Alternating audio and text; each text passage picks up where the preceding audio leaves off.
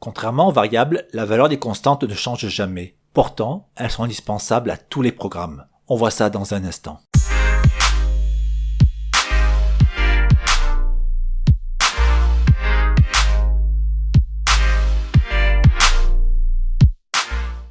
Voici une des constantes les plus simples, 123. Et oui, un nombre particulier comme 123 ne va pas varier. Il s'agit donc bien d'une constante. Cette constante a un type, il s'agit d'un type entier. Nous pourrions écrire cette valeur dans n'importe lequel des types entiers, du char au long int. Voici notre constante de type entier, moins 558. Dans quel type entier est-il possible d'écrire ce nombre? Et oui, tous sauf le char. Souvenez-vous que les chars ne peuvent mémoriser que des nombres de moins 128 à plus 127 ou de 0 à 255. Ils ne peuvent donc pas mémoriser une valeur aussi importante que moins 558. Avant de choisir le type d'une variable, vous devrez absolument vous poser la question « Quel type permet de mémoriser les valeurs qui m'intéressent ?» Dans la majorité des cas, un int devrait être suffisant. Poursuivons avec les nombres entiers. Lorsque j'écris une constante comme 123, bien que je puisse la mémoriser dans un char, le C va lui donner par défaut le type int. Maintenant, si la constante devient trop grande comme le nombre suivant, alors le C lui donnera le type long, et si ce n'est pas suffisant, le type long. Revenons à 123. Il est possible de forcer le type d'une constante. Dans certains cas que nous verrons ultérieurement, cela peut être indispensable. Par défaut, cette constante est de type int. Si l'on souhaite qu'elle devienne un long, alors il suffit de rajouter un L majuscule ou minuscule à droite du nombre. Pour un long, on rajoute LL. On peut aussi préciser que le nombre est non signé en rajoutant un U, toujours en majuscule ou en minuscule. Enfin, il est possible de combiner le U avec les L. Vous comprendrez l'intérêt de ces suffixes plus tard. Nous avons l'habitude dans la vie courante d'écrire les nombres en base décimale, c'est-à-dire en base 10, comme pour 123 par exemple. Mais il est possible d'écrire des nombres dans d'autres bases plus adaptées à l'informatique, comme les bases binaires, base 2, base octale, base 8, et base hexadécimale, base 16. Le C permet d'écrire des constantes dans chacune de ces bases. Prenons notre nombre favori 123 en base 10. Pour l'écrire en base binaire, il suffit d'ajouter le préfixe 0b, avec un b en minuscule ou en majuscule, suivi d'une suite de 1 et de 0. Ici, nous aurons donc le nombre 0b, 0, 1, 1, 1, 1, 0, 1, 1.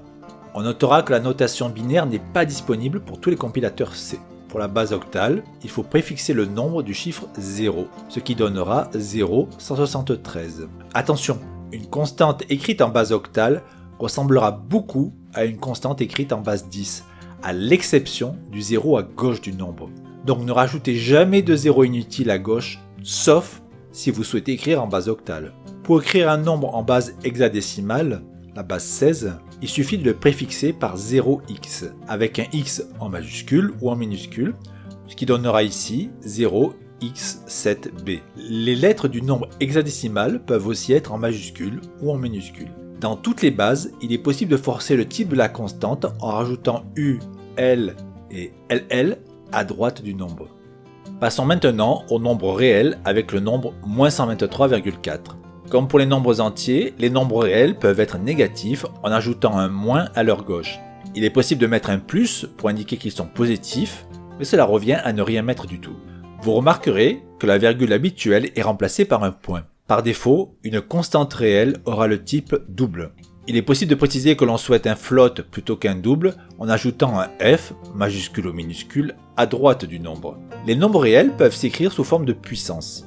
L'écriture commence par un nombre réel, suivi de la lettre E, en majuscule ou en minuscule, puis un nombre entier positif ou négatif. D'un point de vue mathématique, cette écriture signifie moins 1,234 fois 10 puissance 2. Le E remplace donc le 10 puissance. Ce qui est à droite du E est l'exposant de la puissance. L'exposant peut bien entendu être négatif, et il est aussi possible de rajouter f à droite du nombre pour forcer le type de cette constante à float. Nous allons parler à présent des caractères. Un caractère est un symbole comme une lettre, un chiffre, une parenthèse, un plus, etc. Une constante de type caractère se compose d'une apostrophe, d'un symbole et d'une autre apostrophe. En C, les caractères sont considérés comme des entiers de 0 à 255. En effet, il existe une table appelée table ASCII donnant la correspondance entre les caractères et un nombre appelé code ASCII. Par exemple, le caractère A correspond au code ASCII 65, le caractère plus au code ASCII 43, etc. Attention, le caractère 1 n'est pas équivalent au nombre entier 1, car le code ASCII du caractère 1, et donc sa valeur numérique, est 49. Il en est de même pour les autres chiffres. Le type d'un caractère est donc par défaut un int, mais de par sa taille, il peut être mémorisé dans une variable de type char. Il est aussi possible de définir une constante caractère directement par son code ASCII. On peut le donner en base hexadécimale avec la séquence '/, puis la lettre X, suivie de la valeur en hexadécimale, et enfin un apostrophe.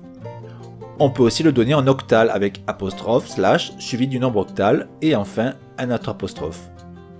Bien que ces séquences comportent plusieurs symboles, le C les considère comme des caractères uniques. Certains caractères fréquemment utilisés peuvent aussi s'écrire à l'aide d'un codage particulier supplémentaire, comme par exemple le saut de ligne, qui peut s'écrire ''n''.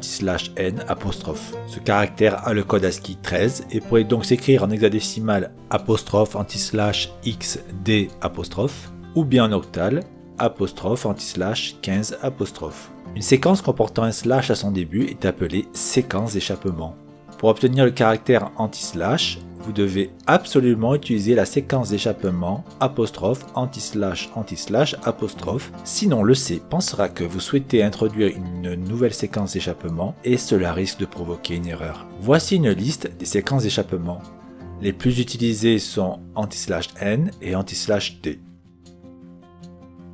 Passons à présent aux constantes chaînes de caractères composées de plusieurs caractères. Elles commencent par un guillemet suivi de plusieurs caractères et se terminent par un guillemet.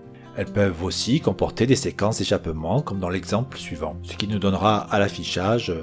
Il n'existe pas de type particulier pour mémoriser et manipuler les chaînes de caractères en C. On utilise à la place un tableau de caractères. Nous verrons cette notion plus tard.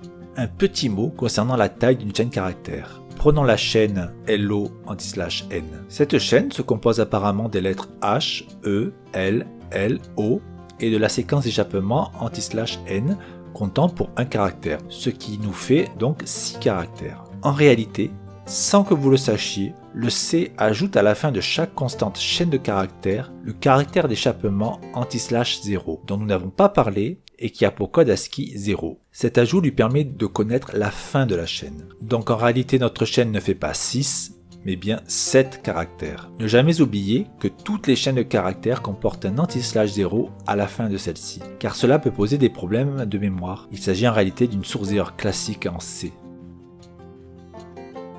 Voyons à présent comment manipuler les constantes.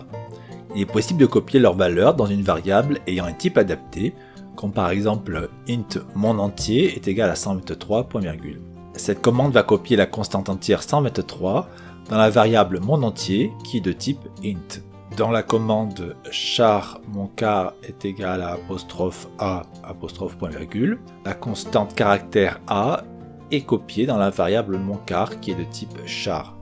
Le type de variable et de la constante doivent correspondre, car le C est très permissif et ne générera pas d'erreur pour des affectations comme int foo est égal à 1,234 E2, point virgule. Foo est de type entier, alors que 1,234 E2 est de type double. Que va donc contenir la variable foo? Le C va faire une transformation et ne garder que la partie entière de ce nombre. Ici, 1,234 E2 est égal à 123,4 et donc la partie entière est 123, donc foo vaudra 123. Il est possible de donner un nom à une constante afin de la manipuler plus facilement avec la commande ''define comme dans l'exemple ''define pi 3 14 15 9 2 6'. La commande ''define est suivie du nom que l'on souhaite donner à cette constante, puis de sa valeur. Maintenant, au lieu d'utiliser 3,1415926, on pourra utiliser pi à la place, comme dans l'exemple suivant. Soulignons que ''define'' possède quelques effets indésirables que nous verrons ultérieurement. On peut aussi définir une constante de la même façon que l'on définit une variable, en ajoutant simplement le mot const à gauche de la déclaration, comme dans l'exemple suivant. Désormais, il sera impossible de modifier année, mais vous pourrez l'utiliser de la même façon que pi dans l'exemple précédent. N'oubliez pas de vous abonner en cliquant juste ici Et si cette vidéo vous a plu, mettez un énorme pouce en l'air et laissez un commentaire tout en bas. Et quant à moi, je vous dis à très bientôt.